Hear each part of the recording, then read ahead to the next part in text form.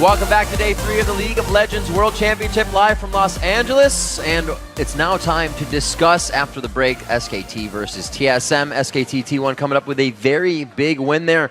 Picks and bans kind of went as everybody expected. We figured we'd see a few picks go this way. Kind of interesting that they did get Ari on the side of SKT, but the early dives, a lot of vocal points coming out from you, Crepo. What were your thoughts on that early dive from Team Solo Mid? When we were watching the match, I just started getting really excited and at the same time really angry because TSM was playing the better conceptual early game. They were really playing the game better. Like when it's pure methodical and pure in your head, they were playing it better. What points make you think that? Okay, SKT1 failed already against OMG with the 3v1 dive. So they kind of adapted their strategy to now let Lee Sin dive 3 against 1 as well. But it still was really slow for Lee to get there. And then what Dyrus did was really smart. He said, well, okay, you're going to dive me. I know you're going to dive me. I'm going to move away, take my tower. I don't care. That's the correct play from Dyrus. At the bottom lane, Renekton didn't do that. I'm not sure if that was like a choice, but I think they just defaulted to try and survive under the tower and try and mirror. But then TSM actually had the chance there, right there, to dive Renekton, kill him, take his tower while Dyrus wasn't there. And they screwed it up. Xpecial, with all credit, Xpecial played a really nice match, has really nice hook shadows. So I don't want to bash him at all, but right there he took tower aggro too early. He took 1 or 2 tower shots when there was no damage coming out from his teammates on the Renekton, which should always happen. So the ideal 3v1 dive is support taking tower aggro, the double buff, and the other laner hitting as hard as you can. Max damage on Renekton, resetting tower aggro. Corki will Valkyrie out, or Elise will repel when it switches. Kill him, take tower, snowball game. Yeah, and just going off that, Xpecial, just mechanically, TSM got outplayed, but I feel like like Crepo said, their strategy was on point. Impact should have died there in 3v1 dive, just because Xpecial didn't even exhaust, played it, they just played it not so good. And also, you can tell how uncharacteristic it is of Korean games for there to be a 3v1 dive, because when I watched the dual lane on SKTT1 side, they got the tower, and they allowed Dyrus to freeze. They should have pushed it all the way to the tier 2 tower and let the cannon minion reset. But when I watched them recall, I'm like, there's a cannon minion there on their side. Dyrus can freeze the cannon minion and just permanently just sit there. And all Dyrus has to do is not die, which is exactly what he did. He died at the worst possible time. All you have to do there is just sit there. You'll draw jungle pressure for minutes of the game, crucial minutes for Lee Sin to make plays. All you have to do is just not die.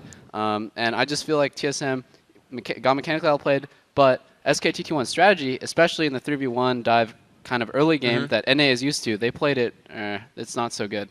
Yeah, they didn't play it so well, but I do agree with you guys that it could have gotten huge in the early game for TSM. But that pressure, they didn't freeze the lane, but then they had pressure across all 3 lanes with Impact shoving, and especially in mid and bot, they were slowly chipping away on those turrets over time as well. At the same time, okay, you get pressure in all 3 lanes, but how about you actually pushing a wave? You let a level 1 Rumble push you back, because the dive failed. I can get it if both of them are in the same position, sure, you can pressure all you want, but that was a level 3 Renekton because of a failed dive against a level 1 Rumble. The wave would have reset, okay, level 2 then.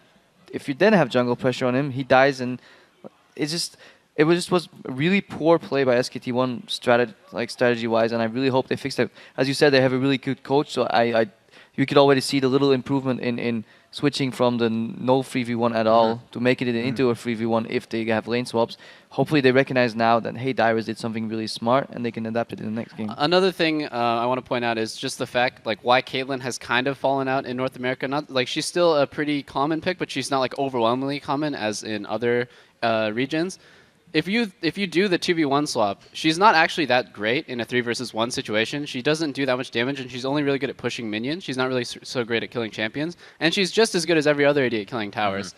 When you finally swap back into the 2v2 lane, you allow Corki, who's going to hit level 6, to bully you in lane, and that's exactly what you saw. Corki Sona has so much more control over that lane than a Caitlyn, because at any time they can just kill you. And if TSM didn't misplay some of those ganks, it could have gone really, really, really bad. Actually had a double kill there at bottom once. Yeah, and I mean, obviously once SK Telecom did get that lead, it was just kind of the team we're used to seeing. The team we've seen over in the OGN, all the crisp Korean play. They got the ward control, they got the right picks, they played the game extremely conservatively, and they were able to come out on top. But yeah, the early on portion of the game, crazy. Yeah, and that could be, we were talking about this as well, is that could be a big weakness for them moving forward, because if they can't shore up their early game play against very good teams that can actually take that snowball and run with it, it's going to cause them to lose.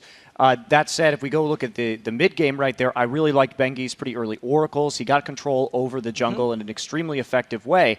And to TSM's credit as well, they knew they were facing that pick composition. They knew exactly how SK Telecom was going to play that. And in fact, they survived longer than many Korean teams do against SK Telecom when they're trying to do that. They knew that their jungle was warded. They felt that pressure on the map, and they didn't make bad rotations through their jungle and allow SKTT1 to catch them until pretty late on when they decided to go for that dragon fight, and Odd1 got a little bit out of position at the front of the pack. Yeah, the DFG really caught him off guard there. Yeah, exactly. TSM played this game conceptually so well, except so they failed a dive, then Dyrus escaped top lane, but died right after. So he probably was in the mindset, hey, they didn't kill me now, they can never kill me. And so that gave them a huge lead on the top lane, a lot of pressure there. Then Odd1 did a really smart gank going through the jungle, knowing that they had triple pink ward at one point invested in the river. Allowed Odd1 to go behind bot lane. Pumandu dropped immediately, and then Odd1 unfortunately failed his flash over the wall, which didn't make his rappel connect. You kind of have to give it to SKTT1 though, because when it does get to that mid game that they're really comfortable with, and they're not in this weird situation of 3v1 and lane swaps and whatnot, they actually do really well controlling the game. They control the enemy jungler with pinks. They look for those picks. They do everything pretty much like 100% correctly. But I feel like in the next game, if TSM just shapes up a little bit mechanically, they actually have a really good shot at beating SKTT1. Which is kind of surprising. And I'm so interested now, exactly. That's why we're all very surprised watching this game, because the way the different regions' games and closed systems are really interacting with each other. Because I almost feel like after watching this game, Korea in general was only worried about getting here, but not necessarily exposed to the things the other regions were doing. And even though once they adapt, maybe we'll see a whole different game, but they have to make that adaptation. Absolutely. First impressions, the early turret diving game is the game that's beating everyone until they find a defense for it. All right, Crepo, final thoughts, because I know you guys could talk forever on this. Okay, 2 points. Just like we went through this. The only reason I'm so adamant about it is because we went through this phase. Like we were horrible at 3v1 dives. So in scrims, we had to reiterate the process so many times, so you can really pinpoint. Second, I just want to point out what Doublelift told me during the game. He's like, Korea has like a lot of gentlemen's agreements, it seems, where they really want to find out who's the best skill-based player. Yeah, I want to say, too, we did actually used to see a lot of this early diving. I mean, that's where Najin Sword's do dive mantra comes from. But that was back in Champions Winter. And ever since then, the dives have gone down significantly. And guess what? SK Telecom wasn't a team until Champions Spring. So this isn't something they've ever really had to deal with. So it is a unique flaw that many older teams, and if we look at Najin Sword, I'm sure they'll do a lot better against it coming into the later stages of the tournament. But SK Telecom, I agree, they've got to shore up that early game. All right, with the final words from our analysts, and after 3 days of games, let's see where the Group A teams stand heading into the second half of the group stage. OMG is sitting in first at 4-0, and SKT now alone in second place at 3-1. Team Seoul Mid falls back into third place with their loss to SKT, while the Lemon Dogs and Gaming Gear round out the bottom half of the standings. All right, and with today's 5 games in our match history, let's take a look at how close the 4 of you are catching the OP viewers. With these stats at 16-4, the viewers are looking like Cloud9 of predictions. So on top of that one, I got a little head shake there from Doublelift. No. Well, in the middle of the pack reminds me a lot of the European summer split. Everybody just tightly packed into the same score. Crepo, the good news is, Nice. we still have 20 more games, Crepo, so you're not out of it yet. You can still...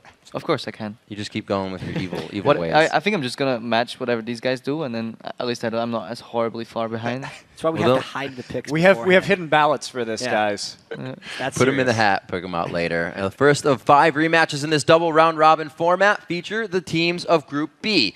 Up first, it's going to be Ozone looking for revenge against Gambit. And then Xpeke and ManCloud step back into the Rift for round 2 of Fnatic versus Vulcan. After that, Mineski looks to turn their World Championship tournament around when they battle Gambit. That's followed by Fnatic versus Ozone, and in the finale, it will be Vulcan against Mineski. Day 4 kicks off on Thursday at 7 p.m. Pacific, which is Friday at 4 a.m. Central European Summertime. Absolutely, and that does it from the 5 of us here at the desk. Now let's send it over to Shox for a proper adieu. Merci bien, Rivington. Well, it was another amazing day here at Worlds, and if you missed any of the matches, head over to lolesports.com for all the results, updates, and VODs. And while you're there, go to lolesports.com/tickets to grab your seats for the Galen Center and help cheer your favorites into the finals.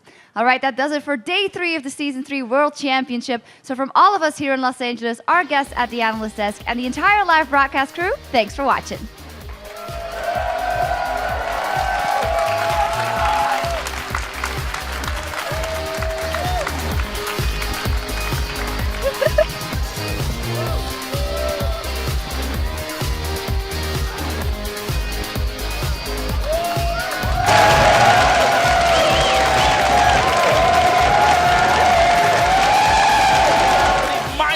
From the rest of the team. He's still managing to get away. Nice! Twist!